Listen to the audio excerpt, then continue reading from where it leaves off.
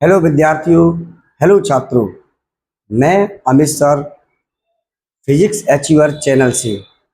आज हम देखते हैं रदरफोर्ड का अल्फा कण प्रकीर्णन प्रयोग।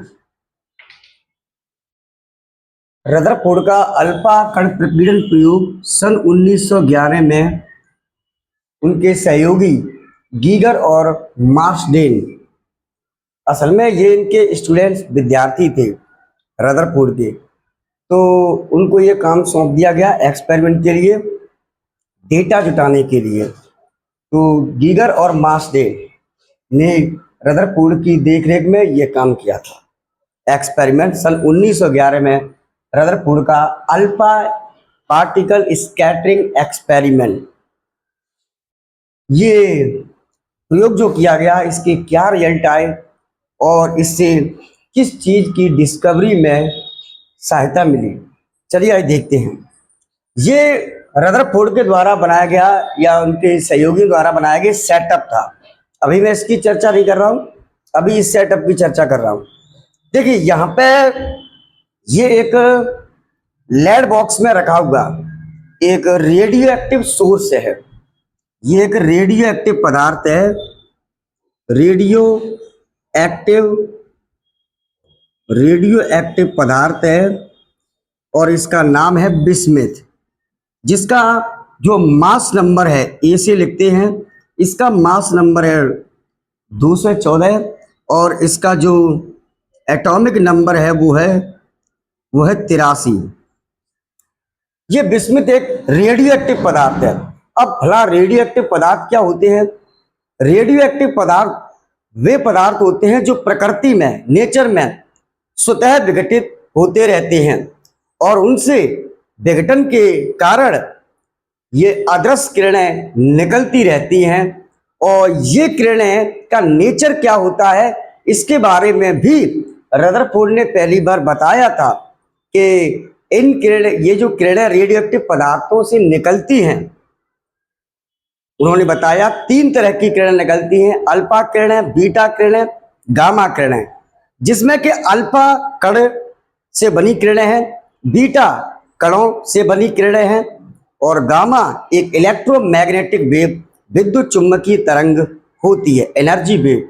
तो ऐसा रदरफोर्ड ने सर्च किया था कि रेडियो एक्टिव पदार्थ से अल्फा, बीटा, गामा किरणें निकलती है। जबकि रेडियो एक्टिव पदार्थ की जो डिस्कवरी की थी वो 1896 में हेनरी बैकरल ने की थी।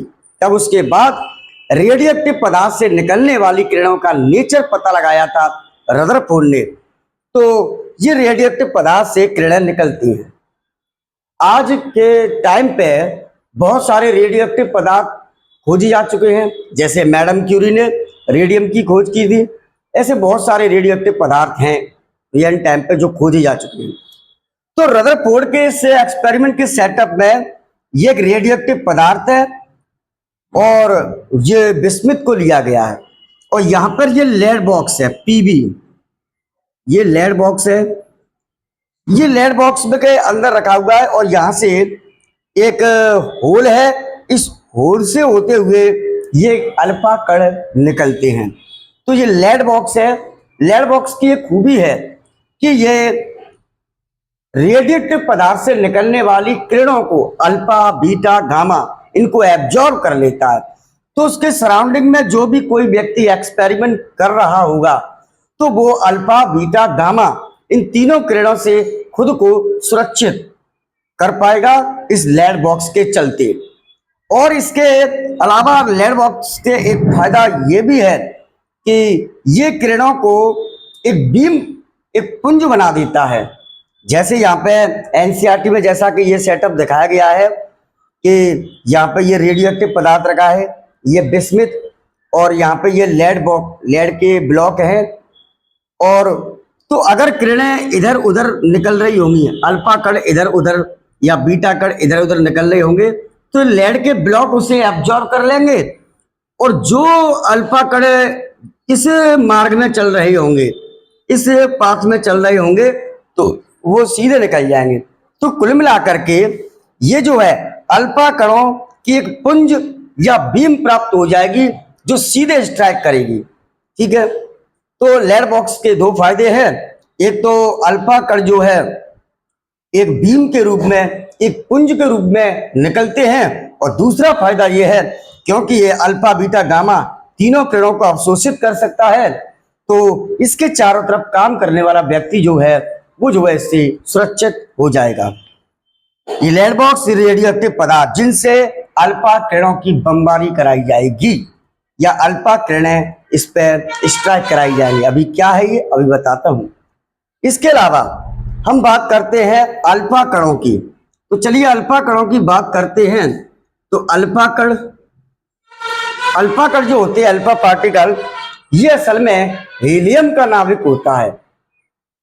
आप सभी जानते हैं कि हीलियम जो एक इनर्ट गैस एलिमेंट है, हीलियम, ये हीलियम का जो मास नंबर होता है वो 4 होता है, और हीलियम का एटॉमिक नंबर जो होता है वो 2 होता है। ठीक है, तो अगर हम इसकी बात करें तो इसके नाभिक में, जी यहाँ पे मैं थोड़ा सा चित्र बना रहा हूं, तो इसके नाभिक में 2 प्रोटॉन प्लस और 2 न्यूट्रॉन होते हैं, यानी 2 प्रोटॉन 2 न्यूट्रॉन, और इसके चारों तरफ कक्षा में पहली कक्षा में 2 इलेक्ट्रॉन घूमते हैं।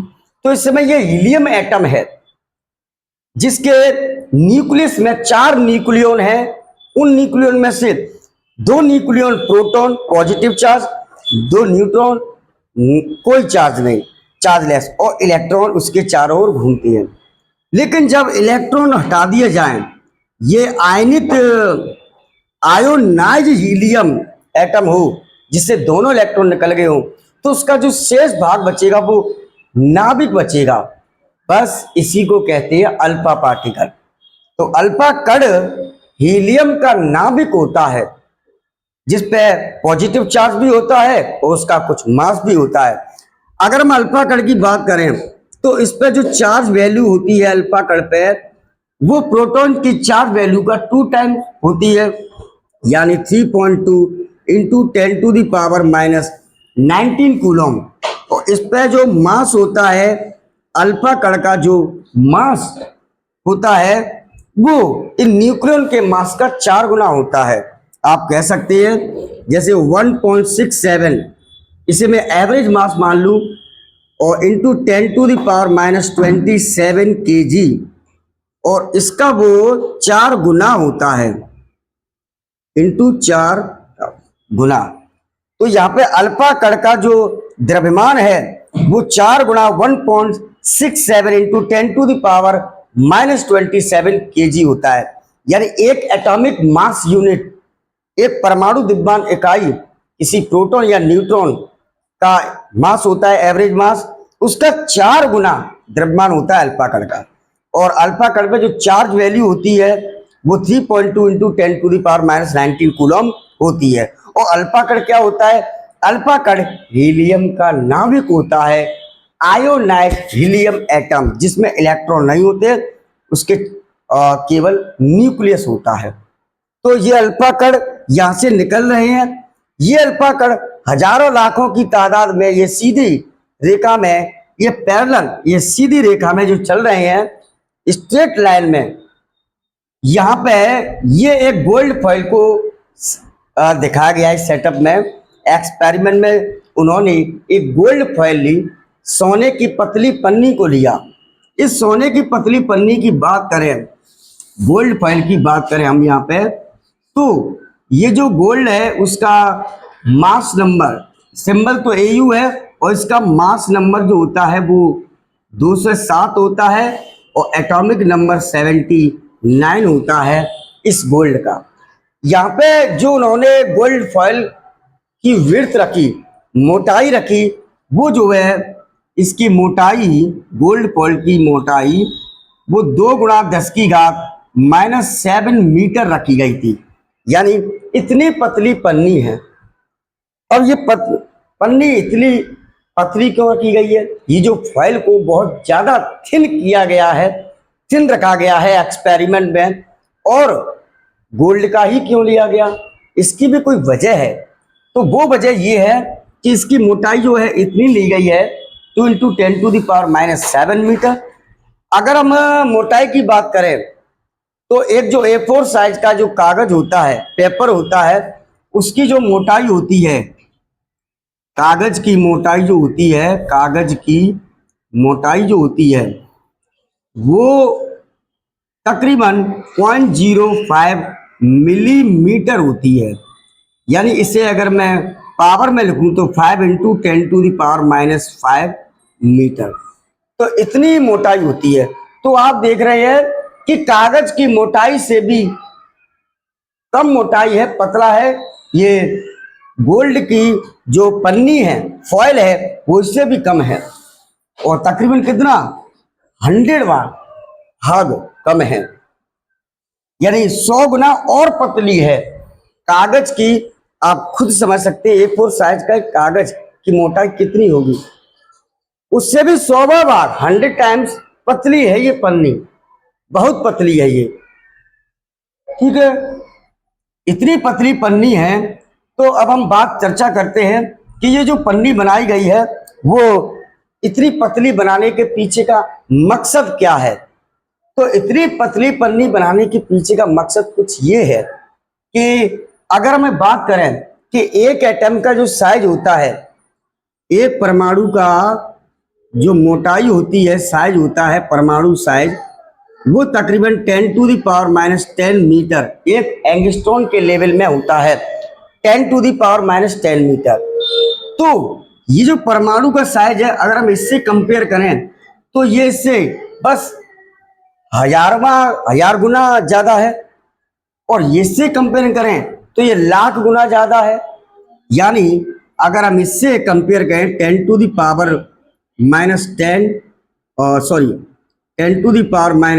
डिवाइड बाई 10⁻10, अगर मैं गोल्ड फॉयल की मोटाई और एटम साइज की तुलना करूं तो वो तकरीबन 10⁻³ आएगा, इसका मतलब 1000।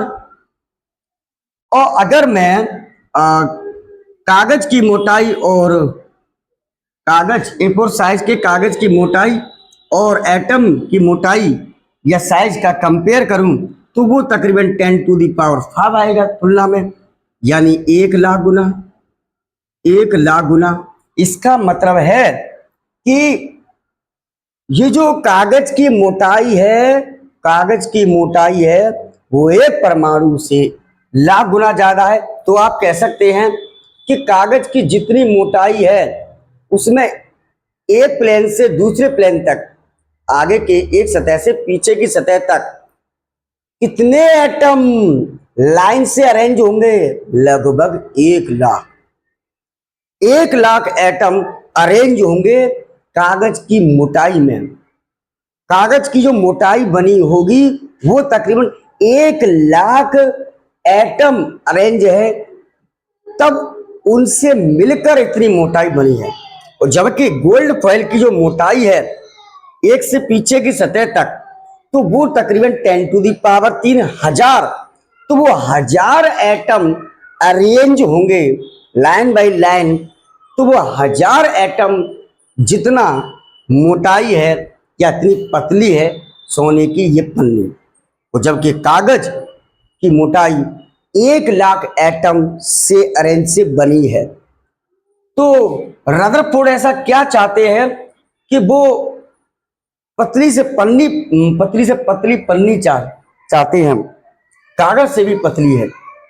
तो वो इसलिए चाहते हैं कि जितना एटम का अरेंजमेंट कम होगा, जितनी पतली पन्नी होगी, तो अल्फा कण उससे शायद स्ट्राइक करके पार निकल जाए। तो जितना रास्ते में, अल्फा कणों के रास्ते में एटम जितना कम होगा, मोटाई जितनी विड्थ कम होगी, तो अल्फा कण को निकलने में, पार निकलने में आसानी होगी।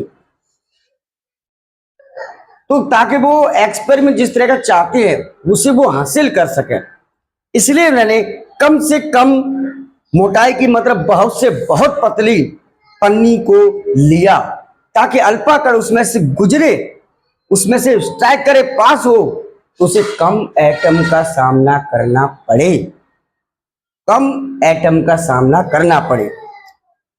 तो इसलिए कागज से भी पतली पन्नी है ये, तकरीबन 100वां भाग जितनी पतली पन्नी है।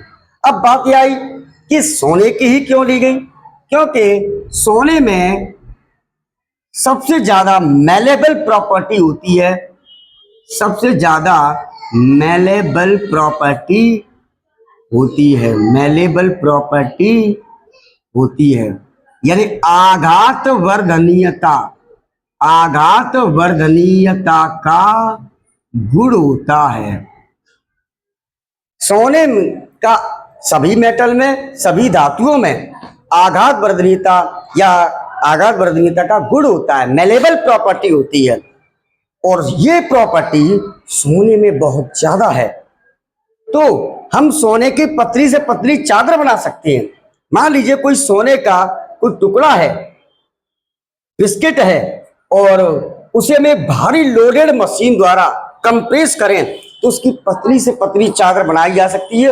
वो टुकड़े में बिखरेगी नहीं, उसमें ब्रिटलनेस, भंगुरता का गुण नहीं है सोने में, बल्कि मेलेबल प्रॉपर्टी है। उसको दबाकर या पीट कर उसकी बहुत बहुत बहुत बहुत बहुत बहुत पतली पन्नी बनाई जा सकती है, बहुत पतली चादर बनाई जा सकती है सोने की। इसीलिए एक्सपेरिमेंट में उन्होंने सोने की पतली पन्नी को लेना ज्यादा समझदारी समझा एक्सपेरिमेंट के लिए। तो सोने की पतली, सोने को पीट कर उसकी पतली से पतली चादर बनाई जा सकती है, क्योंकि उसमें मेलेबल प्रॉपर्टी, आघात वर्धनीयता का गुण सबसे ज्यादा है। इसलिए पतली पन्नी सोने की भी। और पन्नी पतली क्यों चाहते हैं वो इसलिए चाहते हैं कि अल्फा कण जब इस पन्नी में से स्ट्रैक करके जाए तो उसे कम एटम का सामना करना पड़े, ताकि वो देख सके अपने एक्सपेरिमेंट को जैसा भी चाहते हैं, कम एटम से।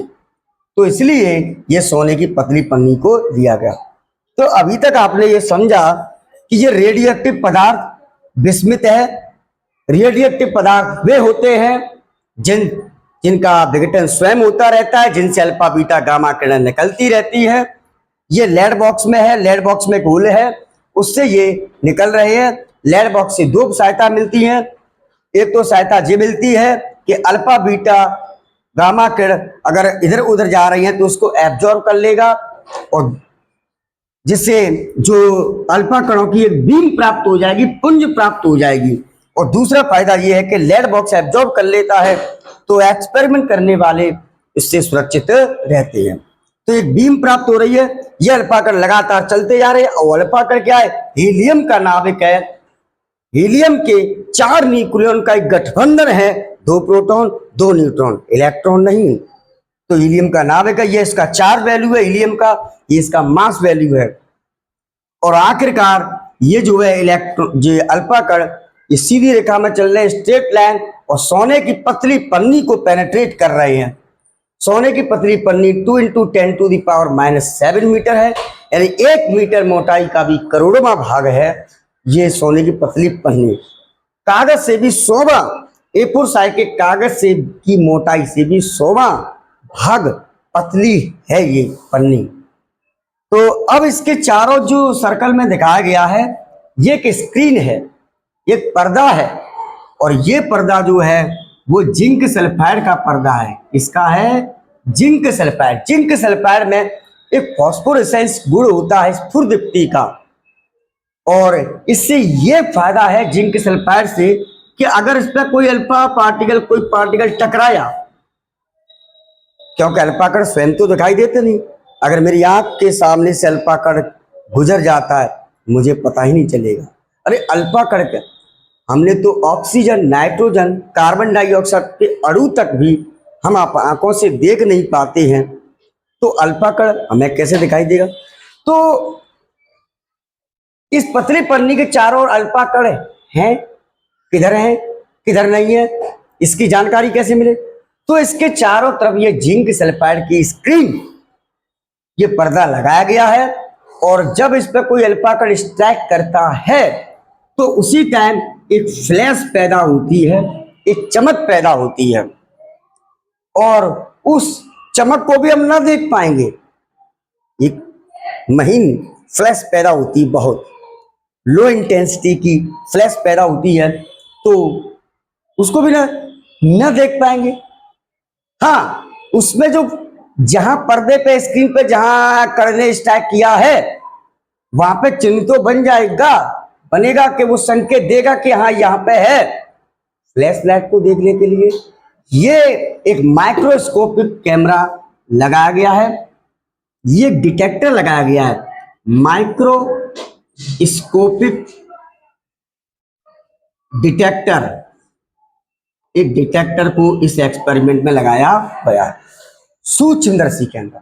और हाँ, ये सूक्ष्मदर्शी जो कैमरा है, माइक्रोस्कोपिक डिटेक्टर, जो डिटेक्ट करता है स्क्रीन पे कि अल्फा कण स्क्रीन के किस हिस्से में कितने अल्फा कण है, किस स्क्रीन में कितने अल्फा कण है, इसकी जांच के लिए तो इसको रोटेट कराया जा सकता है, यहां से पूरे रोटेट कराया जा सकता है इसको, इस माइक्रोस्कोपिक कैमरे को यहां यहां यहां यहां यहां यहां हर जगह रोटेट कराया जा सकता है इसको। तो ये अल्फा पार्टिकल को देखने के लिए जब अल्फा पार्टिकल स्क्रीन से टकराएगा तो फ्लैश पैदा होगी और उस फ्लैश को देखा जा सकता है इस डिटेक्टर द्वारा स्क्रीन पे। तो आपने देखा कि ये पर्दा है, सोने की पतली पन्नी से जो अल्फा कण गुजरेंगे अगर बिखरते हैं तो बिखरने अल्फा कणों की जानकारी के लिए जहां जिंक सल्फाइड का पर्दा लगाया गया है, इस पे पार्टिकल टकराता है, स्ट्राइक करता है तो वहां पे फ्लैश चमक पैदा होगी। उस चमक को देखने के लिए इसके चारों तरफ एक माइक्रोस्कोपिक डिटेक्टर या सूक्ष्मदर्शी कैमरा लगाया गया है, जिससे रदरफोर्ड और उनके सहयोगी ऐसे उसमें देख सकते हैं। ठीक है, तो ये था पूरा सेटअप। और इसके अलावा इस बात को याद रखना, किताबों में भी शायद लिखा नहीं होता कि ये जो है पूरे सेटअप में ये जो गोल्ड फॉइल है ना, जिंक सल्फाइड की जो स्क्रीन है ना, तो अल्फा पार्टिकल ऐसे जाते हैं, ये सब वैक्यूम में हो रहा है ये एक्सपेरिमेंट। यानी इस स्क्रीन के अंदर ये जो स्क्रीन है, ये स्पेस है और इसके बीच में सोने की पतली पन्नी है, और उसके चारों तरफ स्क्रीन है, हल्का सा स्पेस है। तो ये अल्फा कण इसमें से जब गुजरेंगे तो अंदर जो है वैक्यूम है, कोई भी एयर नहीं है या बहुत एयर प्रेशर लो है, वैक्यूम है। अगर अंदर एयर होती तो ये अल्फा कण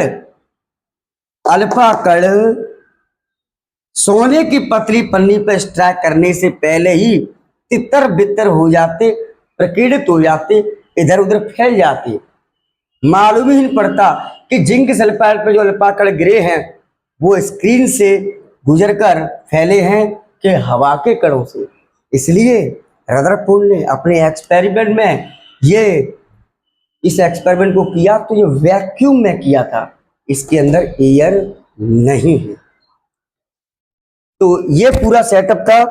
ठीक है, एनसीईआरटी के अकॉर्डिंग ये यहाँ पे ये रेडियोएक्टिव मटेरियल रखा है, ये लेड ब्लॉक दिखाए गए हैं और यहाँ से जो अल्फा कण वगैरह बीटा कण निकलेंगे तो उसे एब्जॉर्ब कर लेगा और ये सीधी स्ट्रेट लाइन में अल्फा कण जा रहे हैं, इसकी पुंज या बीम प्राप्त हुई है।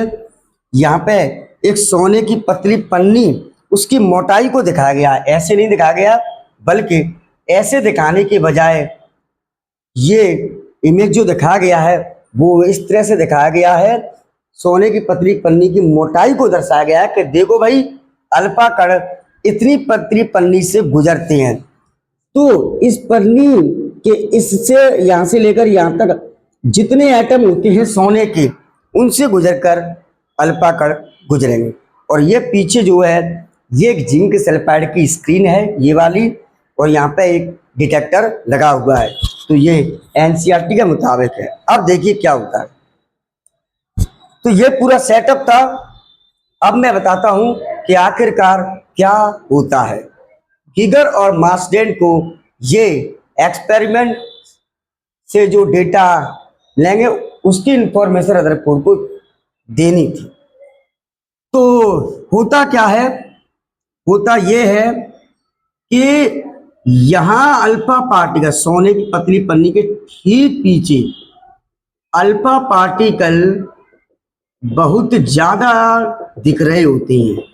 यानी यहाँ इस वाले एरिया में जिंक सल्फाइड के पर्दे के इस एरिया में जो फ्लैश लाइट है इस माइक्रोस्कोपिक डिटेक्टर से अत्यधिक संख्या में देखी जा रही है, पर मिनट अत्यधिक संख्या में देखी जा रही है।